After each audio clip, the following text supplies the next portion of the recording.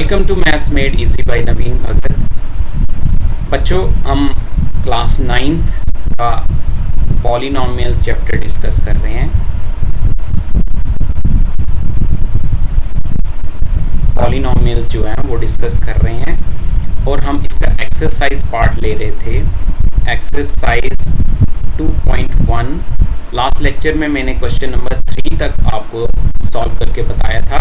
आज हम question number 4 से आगे जो है वो सॉल्व करेंगे क्वेश्चंस। तो let us start with the lecture. Question number 4 says right the degree of each of the following polynomials. तो नीचे जो पॉलिनोमियल्स दिए गए हैं उनकी हमने डिग्री फाइंड करना है बच्चों। डिग्री, तो डिग्री का कॉन्सेप्ट जो है वो मैंने आपको फर्स्ट लेक्चर में बताया हुआ है। सो फिर भी थोड़ा सा रिवाइज कर लेते हैं कि डिग्री क्या होता है। अगर आपने वो लेसन नहीं देखा, वो लेक्चर आपने अगर नहीं देखा है तो मैं डिस्क्रिप्शन में उसका लिंक दे दूंगा, आप वहाँ से बेसिक्स अंडरस्टैंड करके आइए तो डिग्री आपको और ज़्यादा क्लियर हो जाएगा। ठीक है, फिर भी मैं थोड़ा सा रिवीजन आपको यहाँ पे करवा रहा हूँ। डिग्री ऑफ ए पॉलिनोमियल क्या होता है कि वेरिएबल का highest power, highest power of the variable का जो सबसे बड़ा पावर होगा बच्चों वही उसका डिग्री बन जाएगा। ठीक है, तो ले लेते हैं हम ये वाला केस। इसमें मुझे वेरिएबल x दिख रहा है, x और उसका हाईएस्ट पावर जो है वो मुझे यहाँ पे 3 दिख रहा है। ठीक है, तो मैं लिखूंगा since the highest power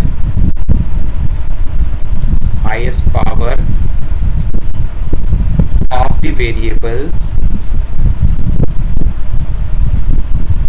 variable is 3 in this case, so degree of this polynomial is 3।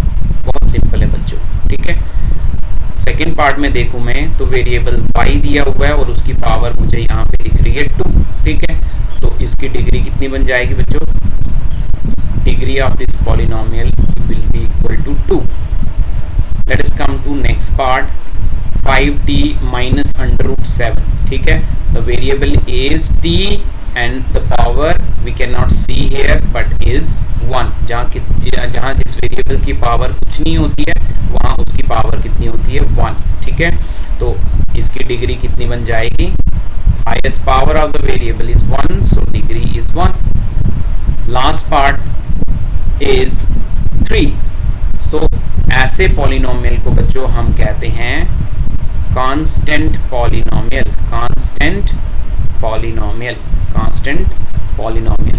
और we know that degree of a constant polynomial is equal to 0। तो कांस्टेंट पॉलिनोमियल की डिग्री बच्चों कितनी होती है? 0।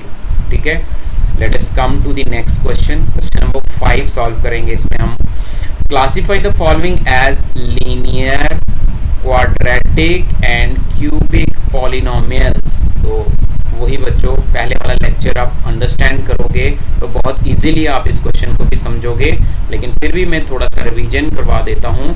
तो लीनियर पॉलिनोमियल जो होता है, लीनियर पॉलिनोमियल होता है डिग्री 1 का पॉलिनोमियल, ऐसा पॉलिनोमियल जिसकी डिग्री 1 हो।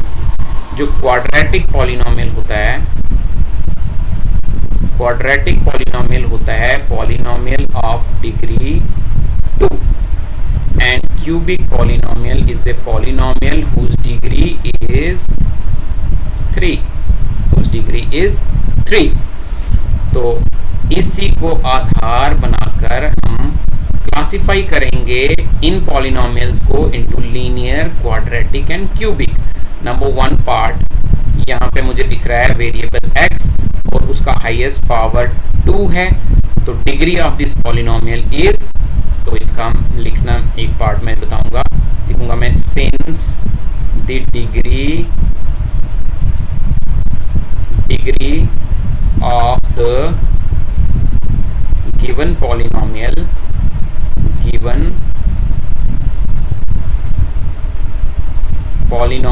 is, what is the degree? 2। अगर ये 2 डिग्री का पॉलिनोमियल है तो बच्चों कौन सा पॉलिनोमियल बन गया ये? So it is a quadratic, it is a quadratic polynomial.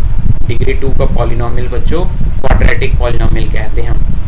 Next part is x minus x cube. So here the highest power of the variable is 3. So degree of this polynomial is 3. So it is a cubic polynomial. It is a cubic polynomial. Cubic polynomial. बहुत easy है बच्चों। Next part, y plus y square plus 4. So here we can see that the variable is y and the highest power of the variable y is 2. So degree of this polynomial is 2. So it is a quadratic polynomial. It is a quadratic polynomial. ठीक है।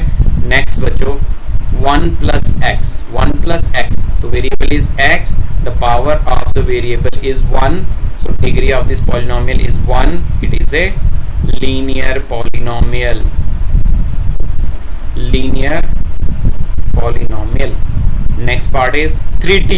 Variable is variable is t and the power of variable is 1. So it is also a linear polynomial. It is also a linear polynomial. R square. Variable is r and the power of the variable is 2. It is a degree 2 polynomial. So it is a quadratic polynomial. Quadratic polynomial. Next one is 7x cube.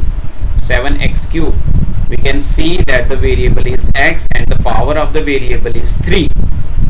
3 means the degree of this polynomial is 3. So it is a cubic polynomial. Cubic polynomial. तो बहुत ही easy topic है बच्चों, आप practice कीजिए इसकी।